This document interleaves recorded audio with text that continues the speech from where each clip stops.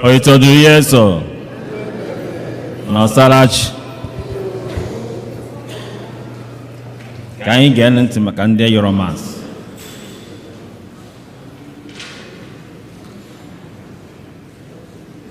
Taa bụ ụka nke Peter na Paul dị asọ n'afọ ụka na arọ ụka. Igbo Catholic Community ji obi aṅụrị ekene ezinụlọ anyị niile, ndị ọbịa niile nọ n'ime ụlọ ụka tata, na ndị nọ n'akụkụ ụwa niile anyị na ha ga-achụ aja Mass taa. Ezinụlọ Tony na Antonia Ọfọha na-ekene Chineke maka ngọzi ya n'isi ezinụlọ ha.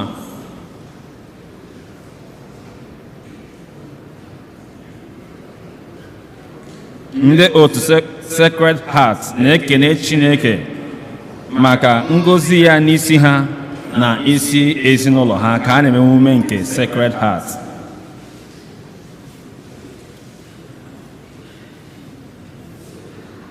Ndị ekpere nke online na-ekene Chineke ma na-ayọkwa ya ọgwụgwọ n'isi ha na isi ndị ezinụlọ ha.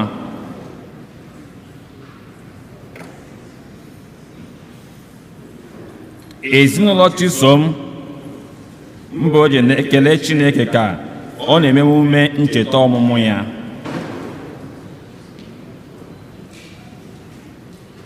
Teresa Chukwuani na-ekene Chineke maka ngọzi ya ma na-arịọkwa ya obi ebere n'isi Teresa Chukwuani na ezinụlọ ya.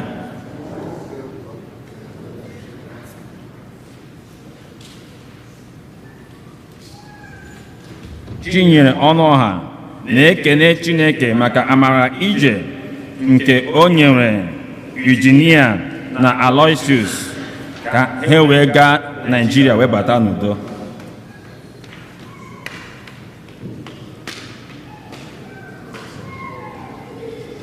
Ngozi na Aloysius Ọha na-ekene Chineke maka onyinye nke ndụ nke o nyere ndị ezinụlọ ha. Ezinụlọ Udoji na-arịọ maka ezumike mkpụrụ obi Job Udoji, ka mkpụrụ obi ndị nwụrụ anwụ anyị kpọpụtara tata na mkpụrụ obi niile kwere gara aga. Onye isi nchụaja n'ụbọchị tata bụ ụkọchukwu Benedict Ọnụkwufọ. Kịta ka anyị kulite ọtọ were obi aṅụrị tinyekọta ọnụ n'ukwe.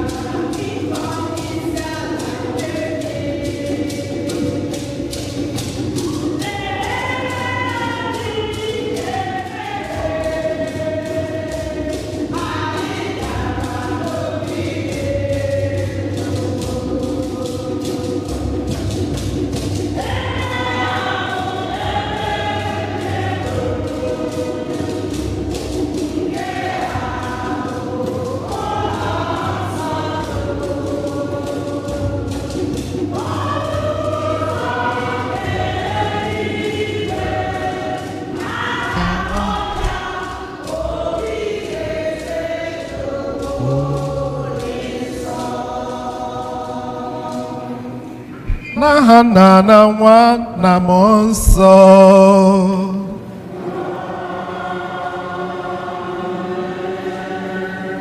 Ka amara nke onye nwe anyị Jesu Kristi na ịhụnanya nke Chukwu Nna na mmekọrịta nke Mmụọ Nsọ dịrị unu niile.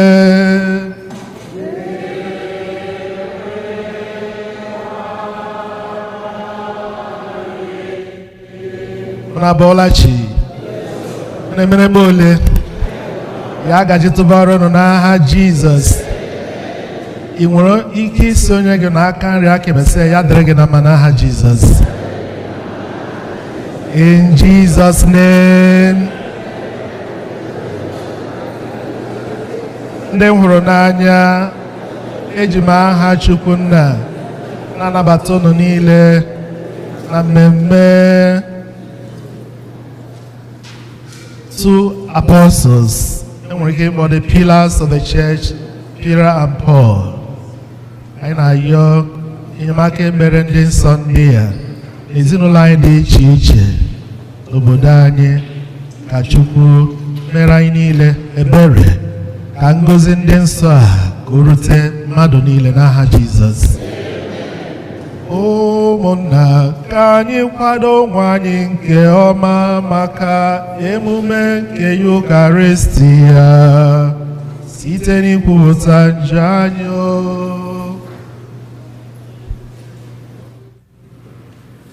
Ekwupụta ngwa Chineke ji ike niile.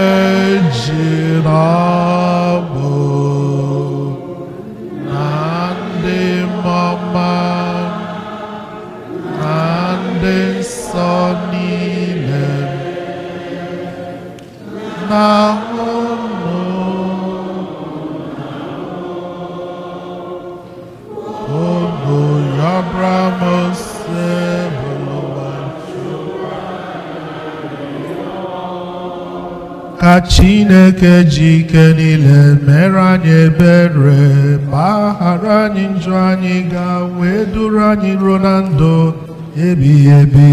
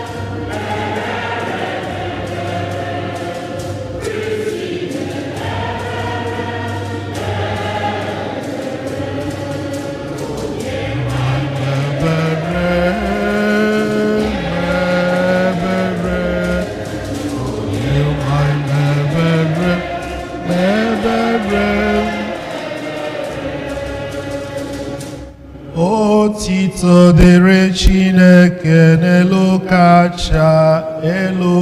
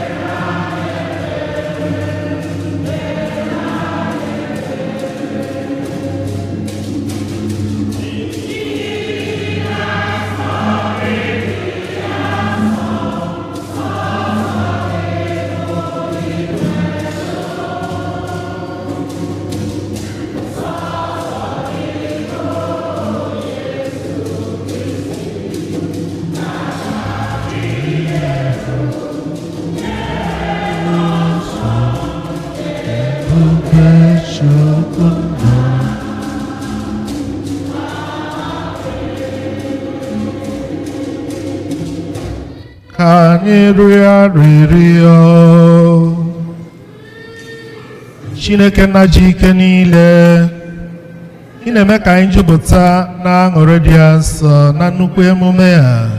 Anyị ji echeta Pita na Pọl bụ ụmụazụ gị, n'aka ha ka ndụ ofe nzukọ gị politere. Dịka anyị na-ayọ, mee ka anyị bụ nzukọ gị nọgide na-eso nkuzi ha n'ihe niile site na dị nwe n'anyị Jesu Kristi nwa gị, onye gị na ya dị ndụ na-achị eze n'ịdịkọ n'otu nke mmụọ nsọ, Chukwu site n'ụwa tụwa niile.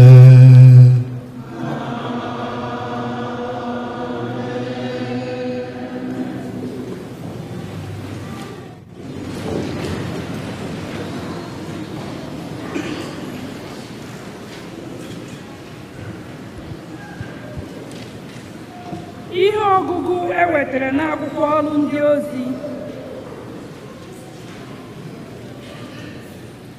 Eze Herọd malitere imegbu ụfọdụ ndị ụka. O jiri mma agha bepụ isi Jemis nwanne Jọn. Mgbe ọ hụrụ na ihe o mere tọrọ ndị Juu ụtọ, ọ bịakwara were Pita tụba ya n'ụlọ mkpọrọ.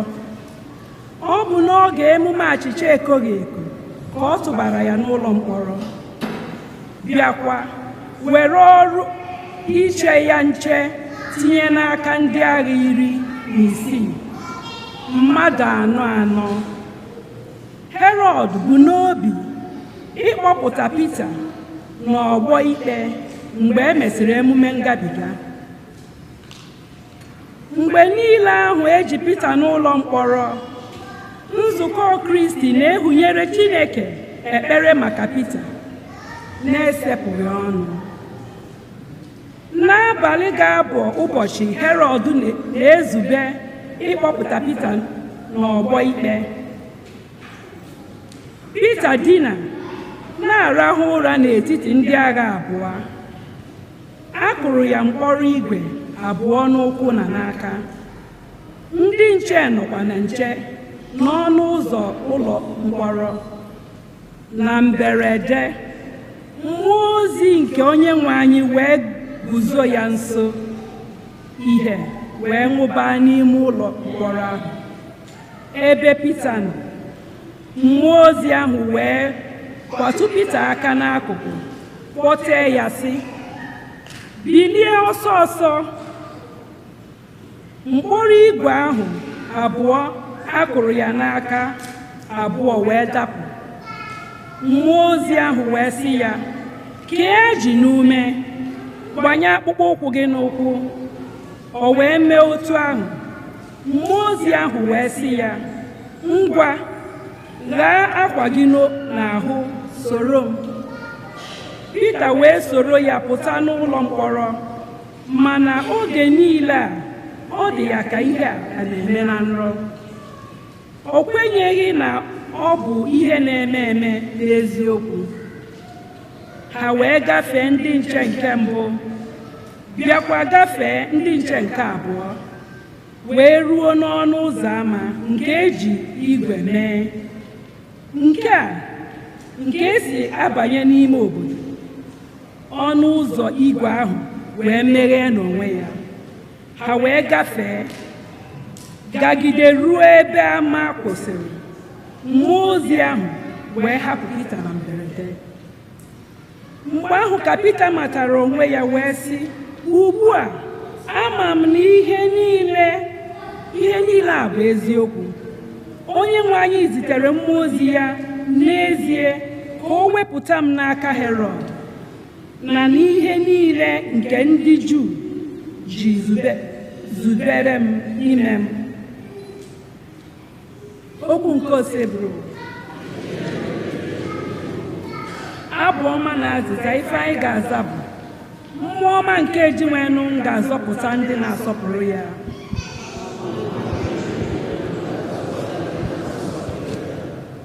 Mmụọ ọma nke Eugene ga-azọpụta ndị na-asọpụrụ ya. Azịza.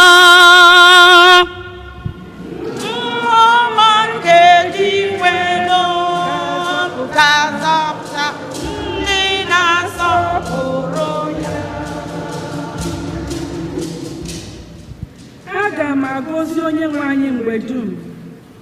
Aga m akpọ otuto ya n'ọnụ m. Ka mkpụrụ obi m tobe Onyenwe anyị.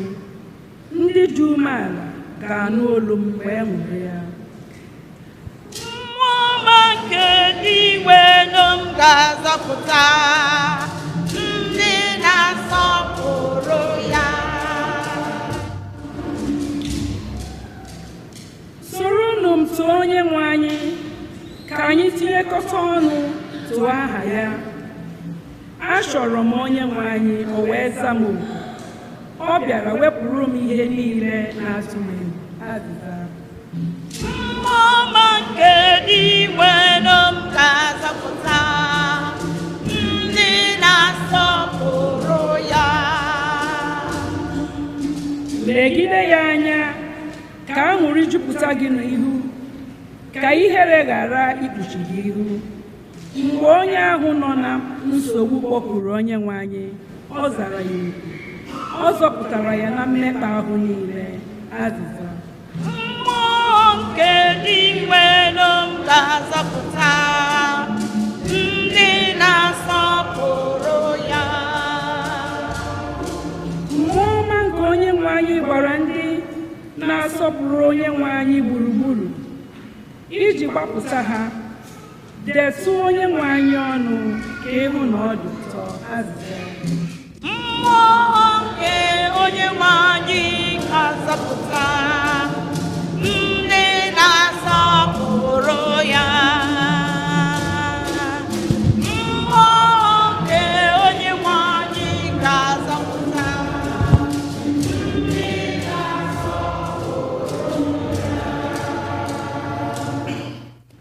Ihe ọgụgụ e wetara n'akụkọ ozi nke abụọ Pọl dị asọ degara Timoti. Ebidolarị iwufu m otu esi awụfu mmanya eji achụ aja. Oge ụla m eruola, alụchala m ọrụ ahụ, agbarụla m ọsọ ahụ na njedebe, akụdosiri m ike n'okwukwe ahụ. Site ugbu a gawa, okpueze ahụ a na-enye dịka ọgụ na-eche m. N'ụbọchị ahụ, onye ahụ bụ okpe-ikpe ziri ezi ga-enye m okpueze ahụ. Ọ bụghị naanị m ka ọ ga-enye ya, kama ọ ga-ewerekwa ya nye ndị niile ji obi na-anụ ọkụ na-atụ anya mgbe ọ gapụtara n'ebube. Ma Onyenwe guzoro m n'akụkụ, ọ bịakwara gbaa m ume ka m bụrụ ihe o jiri mee ka ọrụ ikwu okwu Chukwu wee zuo oke, ka mba niile wee nụzuo ozi ọma. Ọ bụ ihe a kpatara ejiri gụpụta m n'ọnụ ọdụm. Onyenwe anyị ga-anapụta m na mbọ dum a na-agba iji merụọ m ahụ. Ọ ga-echekwaba m ka m ghara ibute mmerụ ọbụla, bịakwa ji aka ya kpọbata m n'alaeze eluigwe. Ka otito na ebebeduru ya ebi ebi ebi ebi. Amen. Okwu nke osepụrụ a.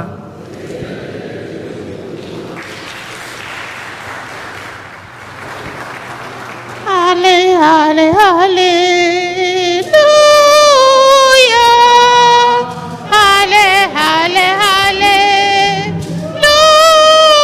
hallelujah. Halle, halle, hallelujah. Hallelujah. Hallelujah.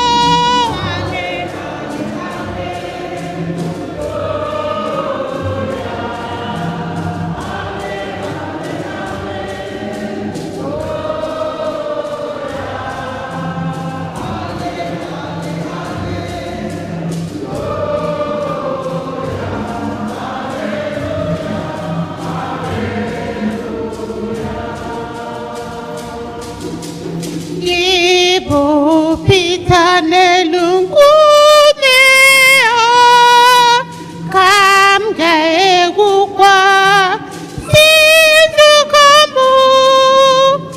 Ọnụ ụzọkwala mmụọ agaghị emeri ya. Haleluya, haleluya, haleluya.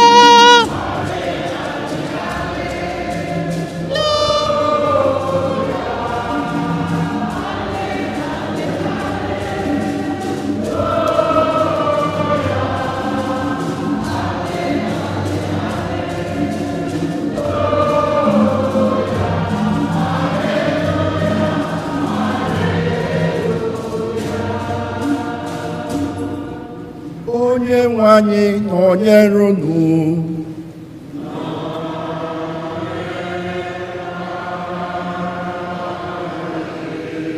Ihe ọgụgụ nke ya si n'ozi ọma dị nsọ nke Matiu dere.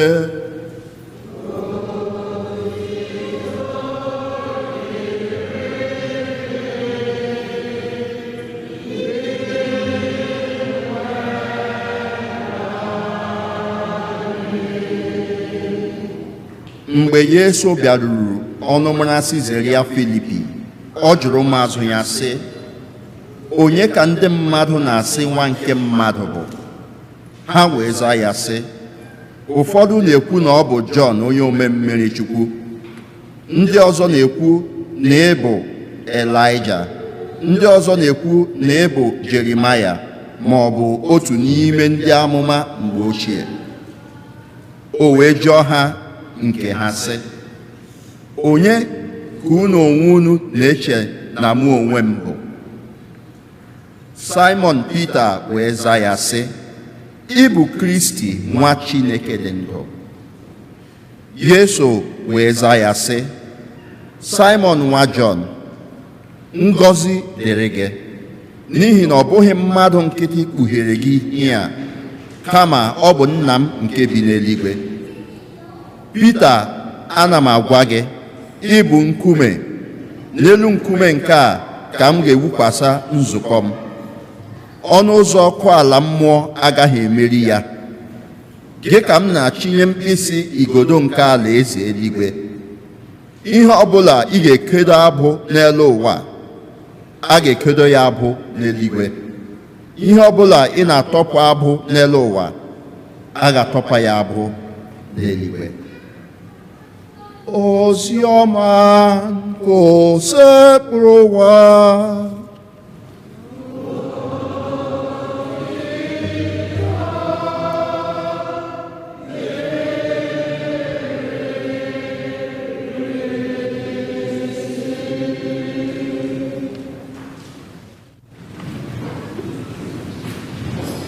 Otito dịrị Yesu.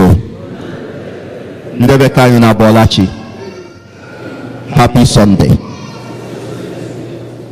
Taa nzukọ na-eri oriri dịka Fada kwuru na mbido Maasị. Nzukọ na-eri oriri ndị nsọ abụọ, ndị apọstụl abụọ, Pita na Pọl. N'ihe ọgụgụ oziọma n'ụbọchị taa, Yesu Kristi jụrụ ụmụazụ ya ajụjụ, mechaa bịa jụọ ha, unu onwe unu, onye ka unu che na mụ onwe m bụ? Ajụjụ Yesu Kristi jụrụ ụmụazụ ya n'ụbọchị taa, ọ nakwa ajụ anyị, gị onwe gị, onye ka Yesu bụ nyere gị? Tupu anyị aza ajụjụ a, tupu anyị ajụ onwe anyị ajụjụ a, ebe anyị na-eri oriri ndị nsọ abụọ, Pita na Pọl, ma ajụkwana unu, onye bụ Pita? Otito dịrị Yesu. Onye bụ Pita?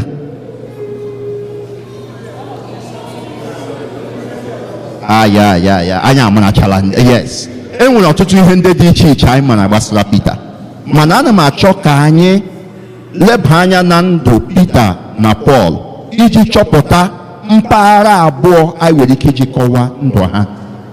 Pita na mbụ ahụ ya wụ Simon. Ọwụ mgbe ọ bịa sonwe Yesu ka Yesu gụrụ ya Pita. Ya bịa Pita ka efọtara Sefas wugene okwute. Pita bụ onye ọgụ azụ, a fisherman. Pita ọtụtụ mgbe na akwụkwọ nsọ anyị ji ahụ na ọtụtụ mgbe ọ na-echeche echiche eme ihe. Otito dịrị Yesu. O ji eme ihe ike. O ji eji ike eme ihe. Mgbe a bịara ịpụ Yesu Kristi, ya were mma mee gịnị? Even na ajụjụ Yesu Kristi jụrụ n'ụbọchị taa, even Yesu Kristi galakpụ okwu ọnụ n'ọnụ, ọ galakpụ okwu ọmụ ya n'ọnụ, Pita eme gịnị? Ọ zara immediately, Pita. So Pita wụ, ọ ji adị, anyị wee chekwa ya na bekee, ọ ji adị emotional, ọ ji adị rash. That's him. Then Pita wụkwanụ onye ọgụ azụ. Anyị ahụ na Pita mechara lee Yesu Kristi gọnahụ ya gịnị ugboro 3. Onye ewu Pita, mana Pita anyị hụrụ nga mechara bịa gbanwụọ ka anyị lata nwoke ahụ nga ahụ. Onye wụ Pọl? Otito dịrị Yesu. Onye wụ Pọl? Pọl tupu ya ezute Yesu Kristi, Pọl wụrụ onye a na-akpọ gịnị? Sọl. A gwara anyị so o si Tarsus. Ọ wụ onye abụrụ gịnị? Benjamin. Pọl ọkwanị dịka onye ama ama, ọ wụrụ onye a na-akpọ onye Farisii. He was a Pharisee. Ọ gụrụ akwụkwọ n'okpuru otu onye rabai a na-akpọ Gamelia. Gịnị wụ ojirimara ndị Farisii? Ndị Farisii wụ ndị na-eji iwu Moses egwu egwuregwu. Ndị Farisii wụ ndị na-eji akọwa iwu Moses. He mechara in such a way that ha ele iwu Moses multiply ya dị ama, even ya ga-akarịa ihe niile nwere iwu n'ime. So Paul as a Pharisee wụ onye na-ejighị iwu bụ egwuregwu. Paul kwuru iwu Moses, kwuru idowe okpukperechi ndị Israel, na-egbu ndị mmadụ, na-egbu ndị otu Kristi. Onye wụ Paul. Mgbe mbụ ahụ ya wụrụ Sọl. Sọl ọwụ Paul. Ọ dị very religious to the extent of onweghịkwe spirituality. Mgbe wụ Paul before ya hụ Yesu Kristi.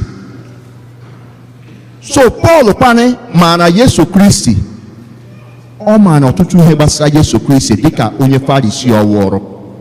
Pita na Yesu Kristi gagharịrị for 3 years, afọ atọ Yesu Kristi biri n'elu ụwa. Ya na Yesu Kristi eme ọtụtụ ihe, ya hụ nga Yesu Kristi gwọrọ ndị mmadụ, mee ihe dị iche iche. Pita maara ọtụtụ ihe gbasara Yesu Kristi, even dịka ọ zịza n'ajụjụ n'ụbọchị taa, ọ maara ọtụtụ ihe gbasara Yesu Kristi. Mana nwere ike ịsị Pita maara Yesu, otu ọ dịrị Yesu. So ihe m na-achọ ịrụtụ aka n'ụbọchị taa o, enwere ọnọdụ abụọ. Ndị Igbo ji asị John ụlọ wogene nwa John, John ama wogene Mr. John. So enwere ụzọ abụọ. Pọl maara ọtụtụ ihe gbasara Yesu Kristi dịka ọnọdụ ya dịka onye Farisi, mana ọ maghị Yesu. Pita nọrọ with Yesu ọtụtụ oge, ya na-eme ihe dị iche iche. Ọ maara ọtụtụ ihe gbasara Yesu Kristi, mana Pita amaghị Yesu. N'ajụjụ a jụrụ n'ụbọchị taa, Pita buliri elu zaa, ọ sị iwu Kristi. Gịnị wụ Kristi? Mesaya, onye tere ude. Ọ zara ajụjụ a, mana ọ dakwara ya ada, otu ọ dịrị Yesu. Onye gụrụ ozi ọma gawa ala, gaa hụ nga Yesu Kristi kpọrọ ekwensu si ya, get behind me Satan. N'ihi na nghọta ya ihe onye Kristi wụ, onye Mesaya ahụ wụ, awụghị ihe onye Mesaya wụ Yesu Kristi wụ. That means n'ọnọdụ mbụ Pita maara gbasara Yesu Kristi, mana ọ maghị Yesu. Mgbe ọ maghị Yesu n'ihi na ọ ghọtaghị Yesu. Pọl makwara ọtụtụ ihe gbasara Yesu Kristi, mana ọ maghị Yesu. Mana o nwere ihe mere na ndụ ha at a time in their life. Pọl enwe ha na-akpọ Damascus experience. Mgbe Yesu jụrụ ajụjụ sị gịnị mere o ji egbu nwunye, Pọl enwe mgbanwe. Pita nwekwara ha na-akpọ Tiberiades, as in where na Spanish, Tiberiades experience o nwere na Sea Galilee mgbe Yesu Kristi gakwutere ya sị, Simon nwa John, ị hụrụ m n'anya. Pita agata mgbe ahụ bụ onye agbanwere agbanwe, nke fụtara n'uju n'oge Pentecost. So enwere Pita nke mbụ wụrụ Simon, bịa nwee Pita nke bịara hụta Yesu Kristi after mgbe Yesu Kristi gakwunye jụọ ya ma ọ hụrụ ya n'anya. Nwekwe Pọl nke mbụ, bịa nwekwe Pọl nke mgbe Pọl hụrụ Yesu Kristi n'ụzọ na Damascus. Mgbe Yesu Kristi bịakwutere Pita na Sea of Galilee ehi, ọ jụrụ ya ma ị hụrụ m n'anya. Tupu ihe eme, Yesu Kristi mere o mere miracle. Azụ abata. Ihe niile Pita yọọ Chineke na ndụ ya dịka onye ọgụ azụ, Chineke emere ihe ya, mana Pita ele azụ ohi niile hafụ soro Yesu Kristi. N'echiche mmadụ, ihe ahụ Pita mere ọ dabaghị n'echiche mmadụ, mana ọ hapụrụ ihe ndị ahụ niile, leaving ihe ndị ahụ niile Chineke mere ya eweta soro Yesu Kristi. Ndị Igbo ji asa ahụ ihe nke obi emegide ere ọba, ya hapụ ihe ndị ahụ. Mana nke Pọl wu nke tụrụ anyị n'anya. Pọl dịka onye Farisi na-ejighị iwu Moses gwuo egwuregwu. Nkọwa letters niile Pọl dere, akwụkwọ ozi niile o dere, summary hewo, we are not saved by the law but by faith. If onye Pharisee, onye kpọrọ onye Pharisee na-eji iwu Moses egwu egwuregwu nwere ike ikwu ihe dị otu, when the greatest transformation mmadụ nwere ike inwe. So Paul nwere ihe nwere ike ịkpọ na bekee ideological transformation, not only conversion nke mmadụ nwere ike ịhụ sa mmadụ hafụrụ ihe ọ kọrọ soro Chineke, mana o nwere ideological transformation. Imecha kwuo sị ọwụ site n'iwu ka mmadụ ga-eji zọpụta mmadụ, mana site na okwukwe. All the greatest transformation mere na ndụ Paul. So anyị ahụ Peter na Paul mgbe ha zutere Yesu Kristi n'ụzọ, mgbe ha zutere Yesu Kristi na ndụ ha n'ụzọ pụrụ iche, ha wụọ ndị gbanwere agbanwe. So n'ụbọchị taa kwa, enwere the possibility that ị nwere ike bie with di gị 20 years, 30 years. Ịmara na ọtụtụ ihe gbasara ya ma na-eme anya. O nwere ndị enyi anyị, ndị ikwu na ibe anyị, ụmụnne anyị ndị nọ n'ụlọ, ị nwere ike ịmara na ọtụtụ ihe gbasara ha ma na-eme ahụ ịghọtaghị ihe. It happens in our life. Na ndụ Peter and Paul, anyị ahụ these stages of life, knowing about somebody and knowing someone. So n'ụbọchị taa, nzukọ na-edowere anyị ndị nsọ abụọ na iji mee ka anyị mata na ozughị ịbịa chọọchị, ozughị ịnata oriri. Yes, ọ dị mma, ị ga-anata oriri, ị ga-edowe iwu Chineke. Iwu na-edowe iwu dịka ndị otu Kristi. Iwu awụghị jọs dowe iwu, mana o nwere ihe nọ n'ime iwu karịrị iwu ohi. Ekwurusi anyị dowe iwu ohi. So if you are not able to cross the letters of the law into the spirit and ihe kwu dowe iwu ohi, you'll be trouble.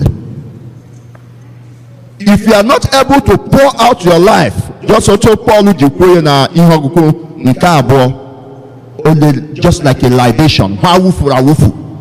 What does it mean to pour out your life like a libation? Most of us, like me, when I like soccer, I like ball, football, I support to Chelsea. Yeah? So, I good news about Chelsea. Even highlights. I follow them, just like some of us, we follow some celebrities. Yeah, follow now Instagram and so many social media. We follow them, do everything. Once they tweet, you could also follow Christ radically that way. That's another level, not just following Christ. Just like Peter did the first 3 years, but following Christ in a radical way, in a more intimate way. Onye ka Yesu Kristi wụnyere gị? Ọtụtụ mgbe ajọ anyị sị onye ka Yesu Kristi wụnyere gị, anyị ga-asị Yesu Kristi wụ Chineke anyị. Yes, ọ wụke Yesu Kristi wụ Chineke anyị. Mana o nwere ha na-akpọ a theological term a na-akpọ the principle of condensation. Or from this principle of condensation ka Yesu Kristi ji were ahụ. Ndị ihe pụtara iwere ahụ, Yesu Kristi were ahụ ịwọ otu n'ime mụ na gị. By ịwọ otu n'ime mụ na gị, ọ wụghị naanị Chineke nyere anyị. Yesu Kristi is also our friend. Otu dị Yesu. Christ is no. Who is Christ to you? Christ is not only God, because we profess it, we know that Christ is God. But Christ wants us to know Him not only as God, but how do you treat your friend? A kind of intimate relationship. A day cannot pass without checking up on that person. If Christ is your friend, you take Christ very seriously. Your ebere age was Sunday medicine. Your prayers or going to church or receiving communion age wo a kind of doctor's appointment. No. So Christ is now this first stage, Peter and Apollo Norombo, at the second stage of intimate relationship. This intimate relationship finds its goal in friendship. Christ must be a friend to me and you. Christ, I want to yes, or Chineke nyiranye. And I will another level of our relationship with Christ. And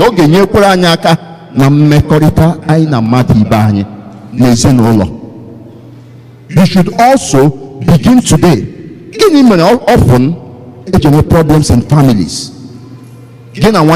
Sometimes you don't understand. There are so many things. We know so many things about ourselves, but actually sometimes I am not my own wine. So, go back, reflect, and think, and ask yourself, yes, am I an ammonia?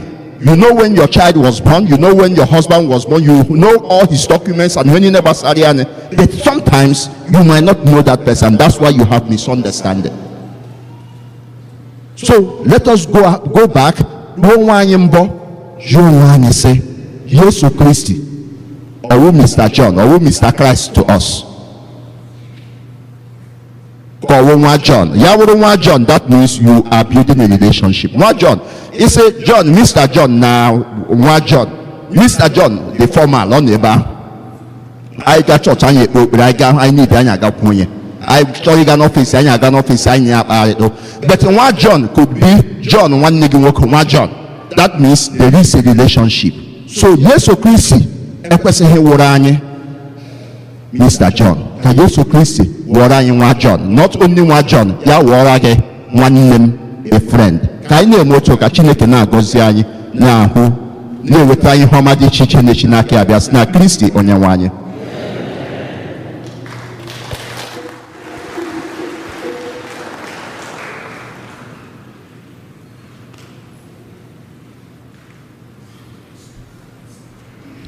Ekwere m n'otu Chineke.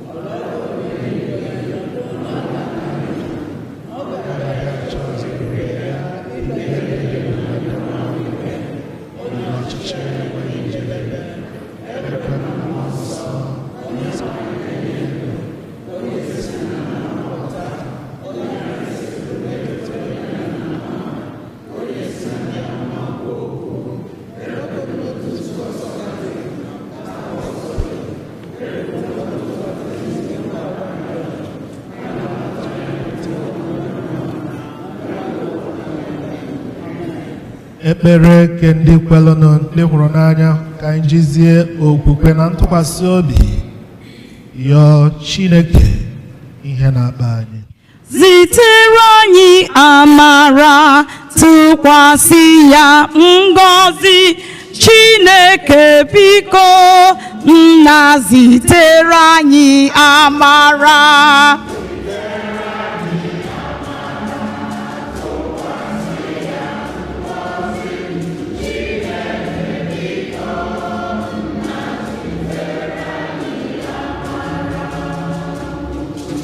Maka ndị na-agagharị n'ụwa na-agbasa ozi ọma, na-eduzikwa ndị ọzọ n'ụzọ nke okwukwe, ka Chineke nọnyere ma na-echekwa ha, anyị arịọ gị dị ọnụ.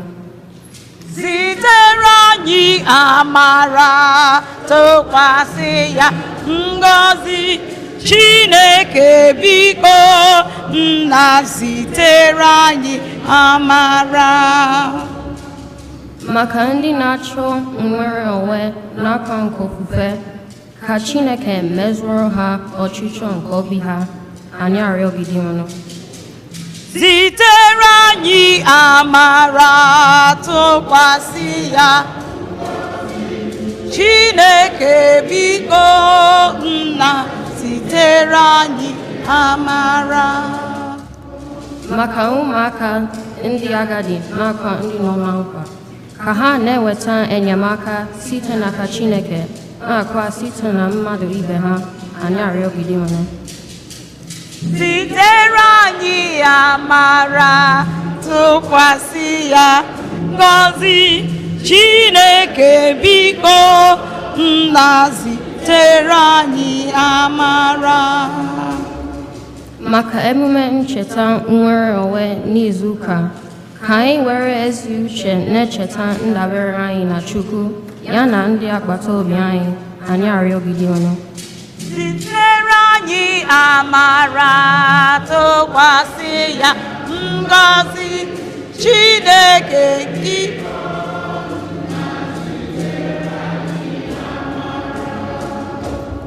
Maka anyị bụ ndị na-agbakọ na St. Eugene, ka anyị sobe nzọmụkwụ nke ndị nsọ bụ Peter na Paul anyị na-echeta n'ụbọchị tata arịọgide ọnụ. Zitere anyị amara, tụkwasị ya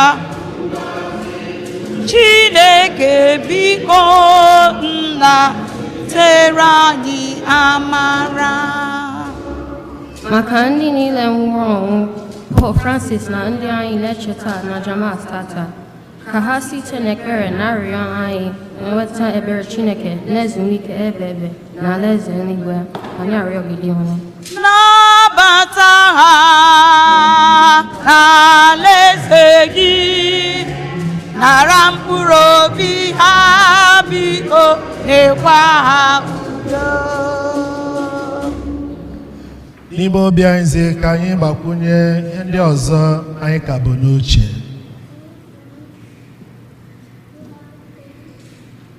Ngwanụ ka anyị yọọ enyemaka ekpere nna anyị dị nsọ bụ Virgin Maria ka anyị na-ekwe. Maria icheta anyị ndị kwere n'orimiri na nke Jesu ekwela anyị ekwela anyị laa n'iyi, ekwela unu bịa n'iyi nke Jesu ekwela anyị laa n'iyi. O Chukwu ji ike niile, ka anyị na-aja gị mma na yọọ ka ebumnuche ọma anyị ndị a ka ọ masị gị ịnaranụ site na Kristi onye nwe anyị. Amen. Hymn number 9. Hymn number 9.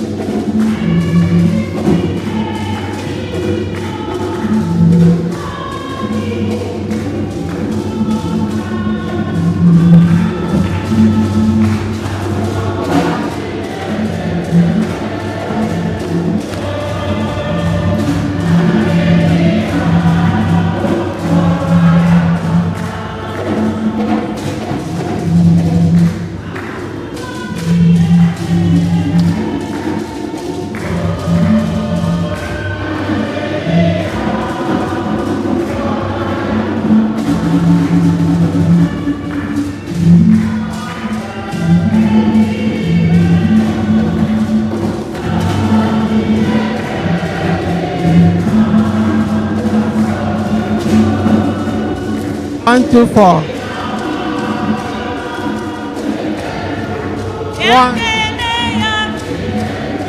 1, 2, 4.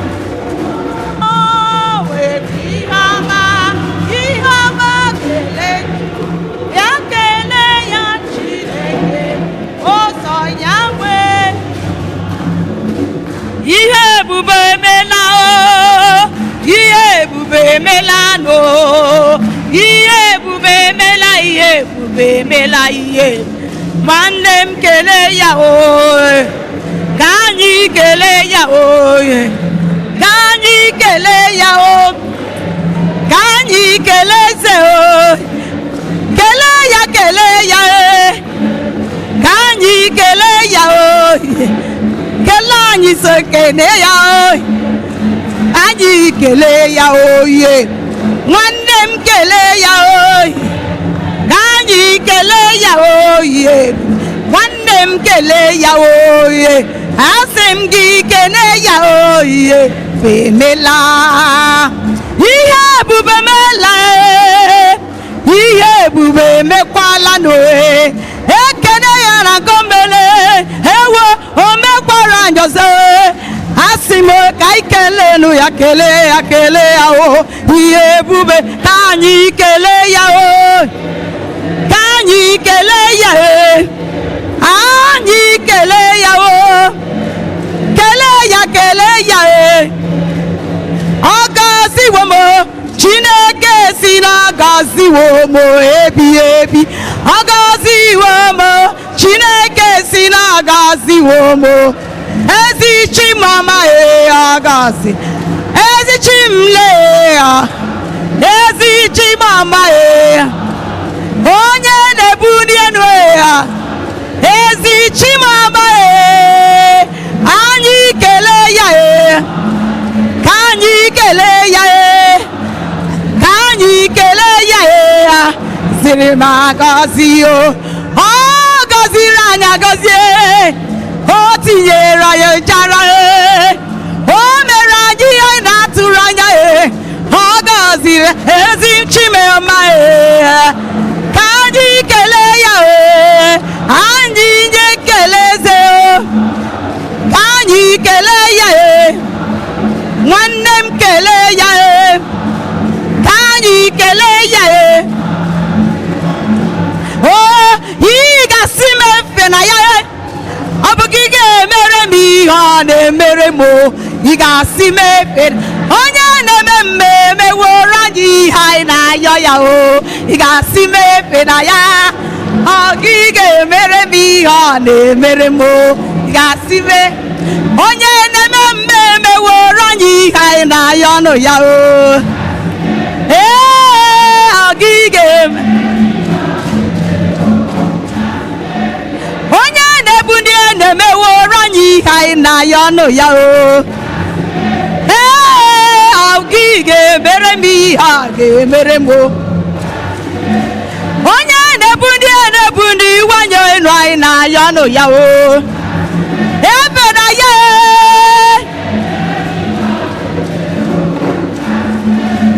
onye na-eme mmemme were anyị ihe anyị na-ayọ ya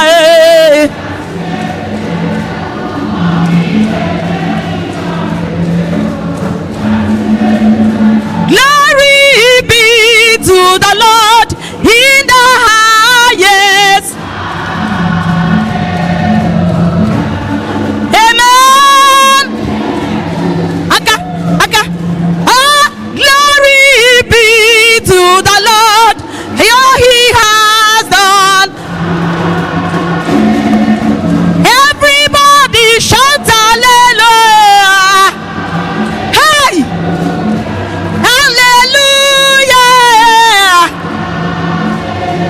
Oh, shout for his blessings, for his kindness. Hey, imela, eze, imela, Chineke, anyị na-ekele gị, anyị na-ekele na-asị imela, eze imela, Chineke, ụmụ na-ekele gị, anyị na-asị eze otu aka Chineke anyị rahụ ole gara ka Chineke anyị rahụ asị m legara ka Chineke anyị rahụ ole gara asị m legara ka Chineke anyị rahụ ole gara ka Chineke anyị rahụ agedeba. Glory be to the Lord in the highest.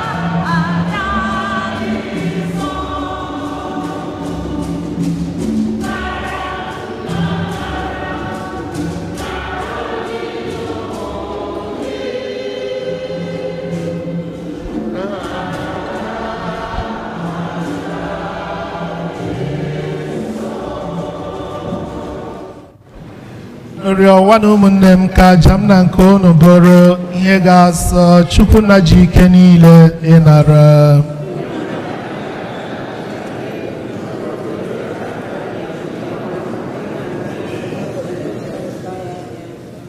Onye nwe anyị biko mee ka ekpere ụmụazụ gị sonyere onyinye nsọ nke anyị na-ebute n'aha gị, mekwa ka ọ bụrụ okwukwe dị ndụ ka anyị na-enye gị n'emume aja nke ya anyị na-ehunyere gị site na Kristi onye nwe anyị. onye nwe anyị nọnyere unu. Welite n'obi unu elu. Ka anyị nyenụ di nwanụ Chukwu anyị ekele. O kwesịrị ezi ihe bụrụkwa ihe ziri ezi bara uru n'azọ ndụ na anyị ga-enye gị ekele oge niile na ebe niile, onye nwe anyị, nna dị nsọ, Chineke ji ike niile, onye dị ụwa tụ ụwa. Ọ bụ gị kwadoro na anyị ga-aṅụrị ọṅụ emume anyị ji echeta Pita na Pọl, ụmụazụ gị dị ngọzi.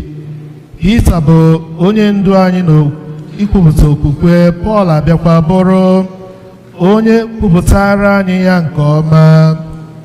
Ọ bụ ndị Izrel fọdụrụnụ ka Pita ji hiwe nzukọ na mbụ. Pọl abịa bụrụ onye nduzi na nnukwu onye nkụzi ndị esi na mba niile ọ bata n'okwukwe. Otu a ka nke ọbụla si jiri onyinye ya kpọkọta ndị mmadụ n'otu ezinụlọ Kristi. Ha natara otu ụdị okpueze nke otito, ụwa niile abịakwa na-enyekodo ha nsọpụrụ ọnụ. N'ihi nke ya, anyị na-eso ndị mmụọ ọma na ndị nsọ niile na-eto gị akwụsị akwụsị na-asị: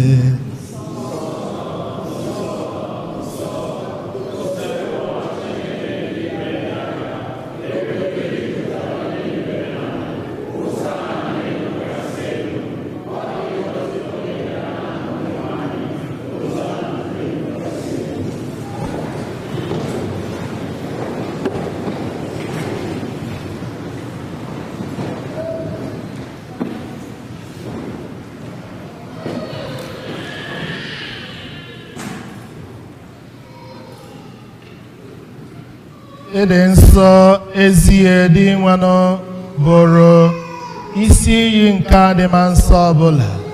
Ya mere, anyị na-ayọ ka ido onyinye ndị ya nsọ site n'ikwukwasị ha mmụọ gị, ka ha wee ghọrọ anyị ahụ na ọbara nke onye nwe anyị Jesu Kristi. Onye mgbe o kwetere ka edunye ya n'ahụ ọnwụ were achịcha, ka ọ na-enye ekele, nyawa ya, nyekwa ya ụmụazụ ya, na-asị: naranụ nke ya, rienụ ya unu niile, nke ya bụ ahụ m ka a ga-edorunye maka unu.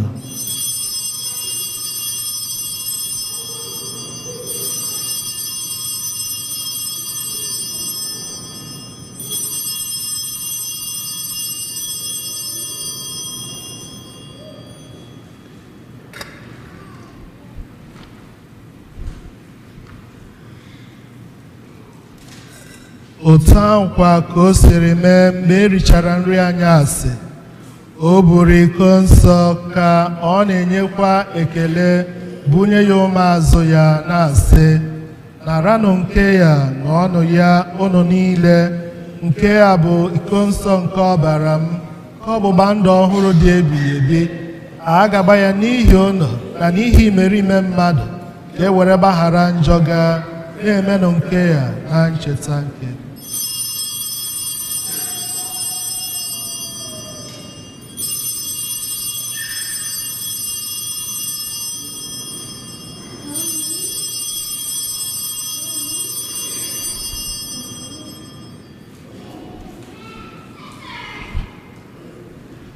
Ihe omimi nke okwukwe.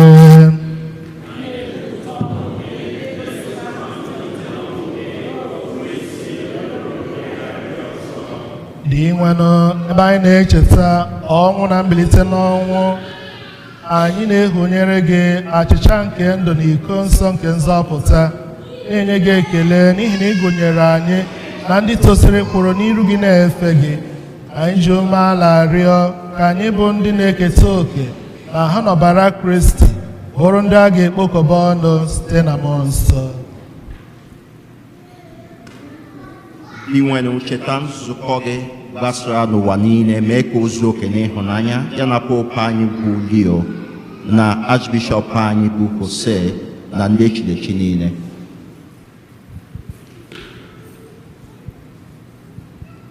chetekwazị ụmụnne anyị ndị nchekwa nke mbilite ọnwụ rahụ ụra were ebere kpọbata na ndị ọzọ nwe ahụ na ihe nke ihu gị. Anyị ayọọ ka imere anyị niile ebere ka asụlụfe dị Maria dị ngọzi nne nke Chukwu nakwa Josef dị ngọzi bụ di ya, ndị apọstụl dị ngọzi na ndị nsọ niile ndị mere uche ka mma ụwa ka ụwa keta ekpe ndụ ebighị ebi ka anyị sokwa ha na-eto gị na-edo gị ebe site na Jesu Kristi nwa gị.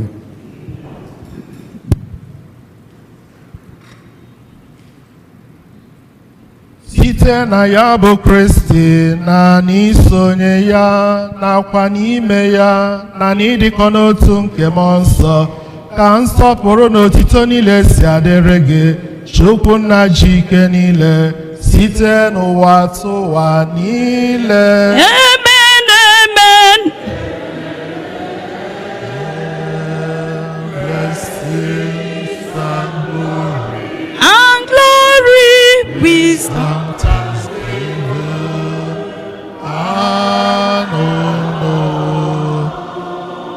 Power and might belongs to the Lord forever and ever.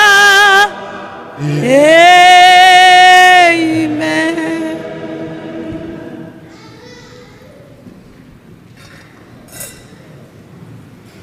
ebe e nyerela anyị iwu na-enye ndụ, anyị abụrụkwa ndị eji nkụzi nke Chineke were zụọ, ka anyị were nọ nke m obi kpee. Nna anyị nọ n'eluigwe,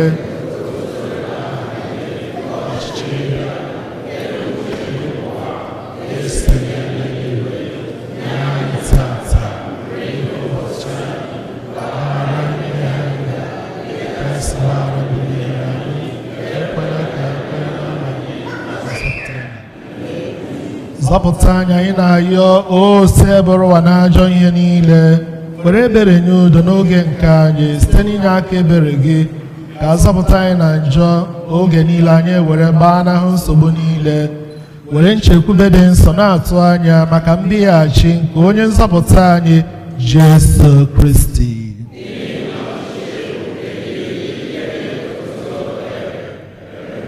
Onye nwe anyị Jesu Kristi gwara ndị apọstọl gị, udo ka m na-ahapụrụ n'udo nke m ka m na-enye unu, elekwala anya na njọ anyị ga kama na okwukwe nke nzukọ gị, nye ya udo na ịdịkọ n'otu ka uche gị siri chọọ, gị bụ onye dị ndụ na-achị ebighị ebi ebighị ebi. Udo nke ose bụrụ ụwa dịrịnụ mgbe niile.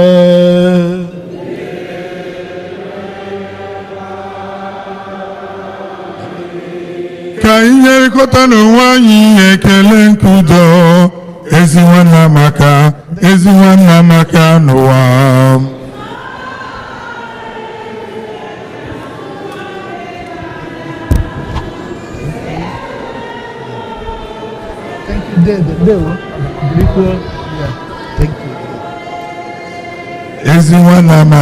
Ezi nwanna maka n'ụwa.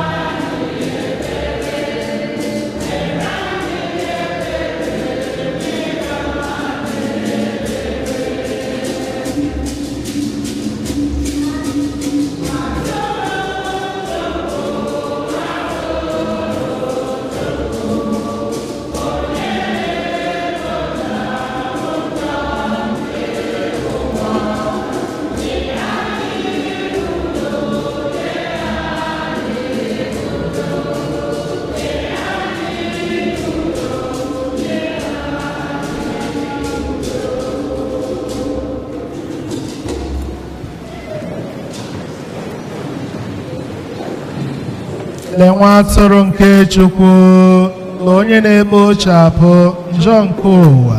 Ha nwere isi ọma, bụ ndị a kpọrọ n'ori nke nwa atụrụ Chineke.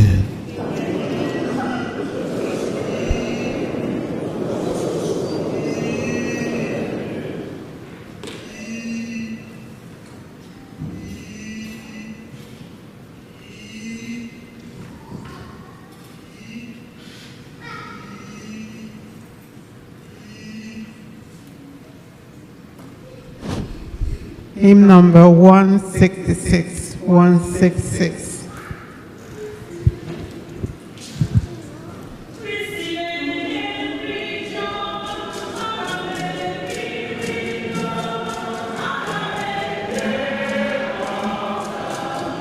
Blood of Christ, blood of Christ,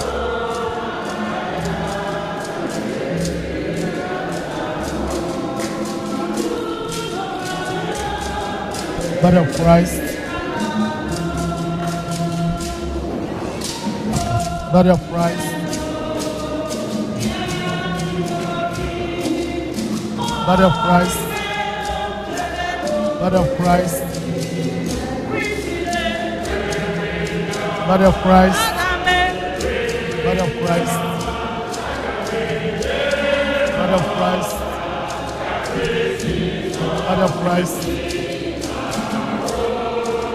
Blood of Christ, blood of Christ, blood of Christ, blood of Christ, blood of Christ, blood of Christ, blood of Christ. Christi, Christi,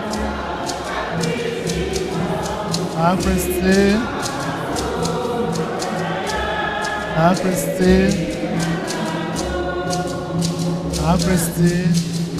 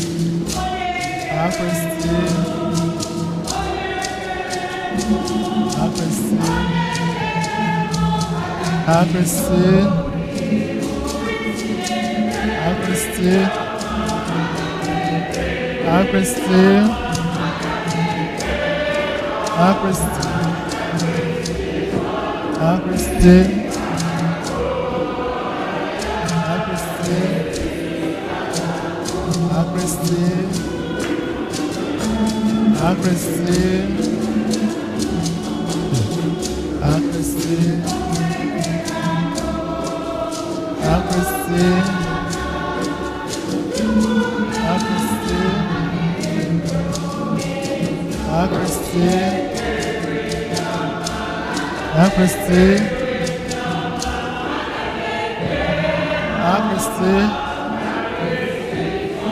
Christi, God bless you, Father, Son, and Holy Spirit. Amen. Christi. Number 88. 88.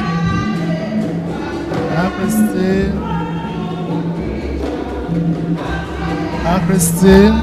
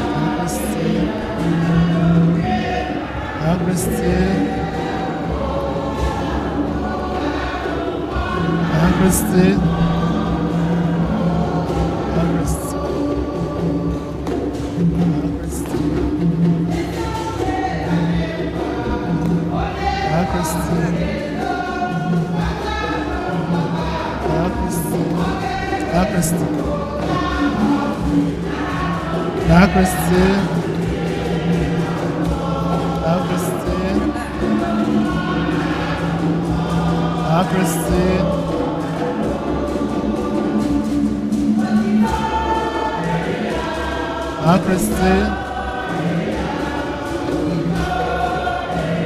Akristi.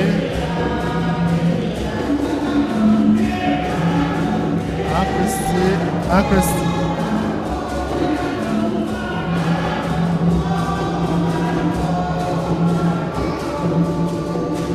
Akristi. Akristi.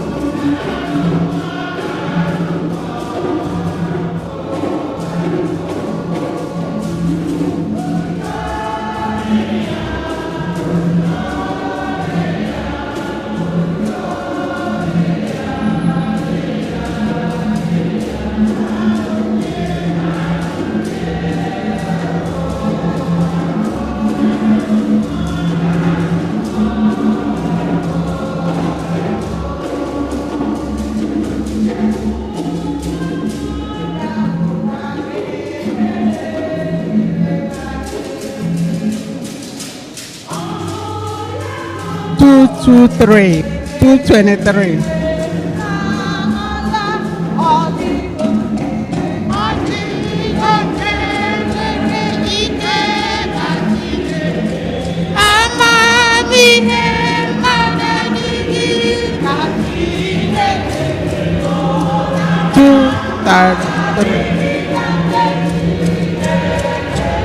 Two, 33. Odi onye nwere ike ka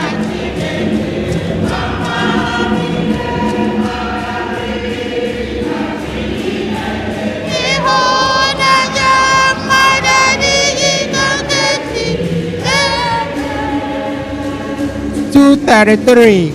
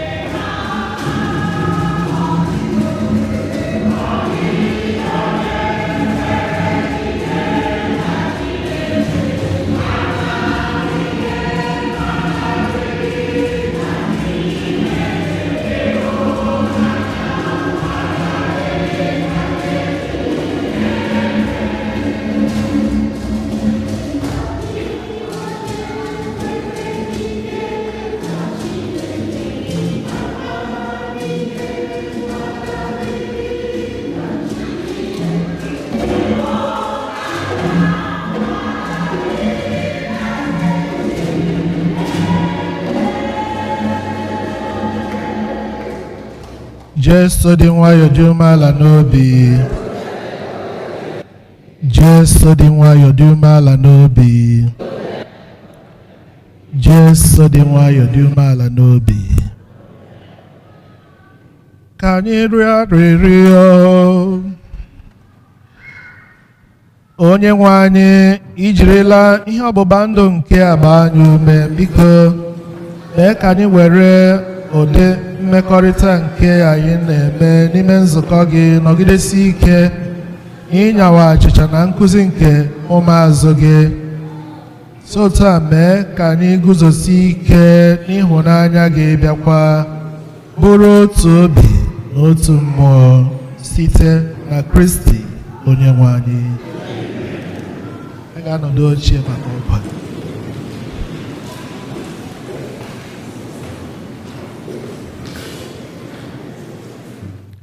Oito dịrị Yesu. Anyị lee anya, anyị ga-afụ na ụlọ ụka anyị gbatụrụ obere empty tata. Ya bụrụ maka ụmụnna anyị ndị nke gara ikusa. So, amana ọ dị ka ha nọ n'ụzọ na-abata kịta. So, anyị na-etinye ha n'ekpere ka Chineke duru ha ka ha bata n'udo n'enweghị nsogbu ọbụla n'aha Jizọs. Ndị otu nke Sacred Heart na Immaculate Heart of Mary na-eme ka anyị mata na agbasa ụka na a ga-akọ ngazi n'eze. Nke a ga-adị n'iru hall mana ụmụaka ga-ebu ụzọ gaa tupu ndị okenye agawa.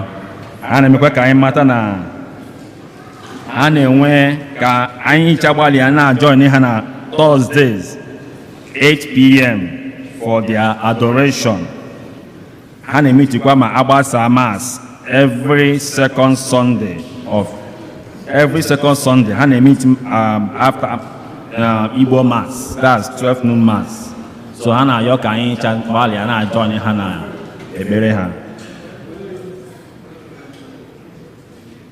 Onwe ndị ọnwa abụọ ọnwa amụrụ ha. If this month is your birthday, may you be on your feet.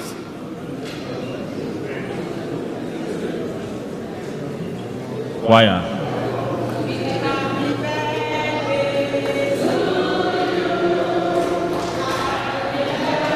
Day to them, happy birthday, happy birthday, happy birthday to you.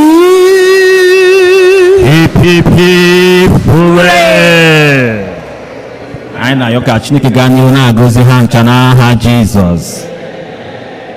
Kịta anyị ga-ekele ndị ụkọchukwu chụrụ anyị aja misa tata. Nke mbụ ga-abụ Fada James Mike Ọkpara Ọnwụka. Anyị kụpụrụ ya aka. Nke abụọ ga Fada Stan Iheọma. Anyị kụpụrụ ya aka. Onye ọzọ ga Fada Dike ka anyị kụpụrụ ya aka. Then onye nke isi nchụaja Fada Benedict Ọnụkwufọ ka anyị kụpụrụ ya aka. Oito dịrị Yesu.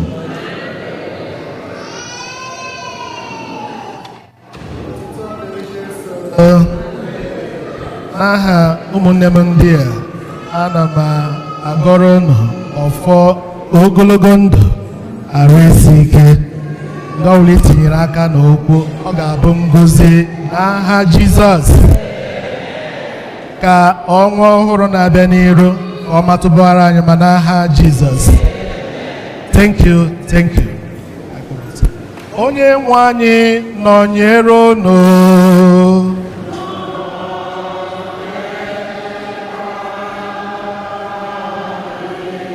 Ka Chukwu ji ike niile gọzie unu, Nna na Nwa na Mmụọ Nsọ.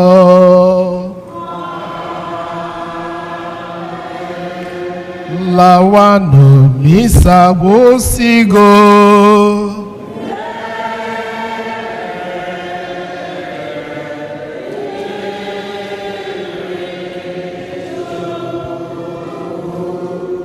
Hymn number 154, 154.